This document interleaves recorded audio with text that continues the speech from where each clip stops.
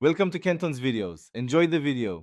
Start by clearing the area and protecting floors with a drop cloth.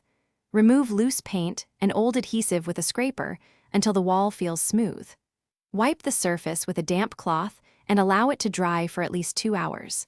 Measure the wallpaper and pre-cut strips with a 2-inch overlap at the ceiling.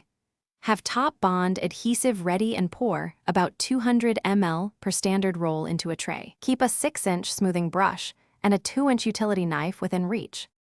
Apply top bond evenly to the wallpaper backing, not the wall, using a brush. Spread a 3 mm bead near all edges and seams to ensure adhesion. Lift the prepared strip and align it at the ceiling with a 2-inch overlap for trimming. Press the wallpaper gently against the wall and smooth from the center outward using a 6-inch smoothing brush. Finish seams with a 2-inch seam roller, running along edges to expel air and secure adhesive contact. After smoothing each strip, trim excess wallpaper using a sharp 2-inch utility knife and a straight edge. Make clean cuts at the ceiling and baseboard, working slowly to avoid tearing. Wipe away any top bond adhesive immediately with a damp sponge and warm water to prevent visible residue.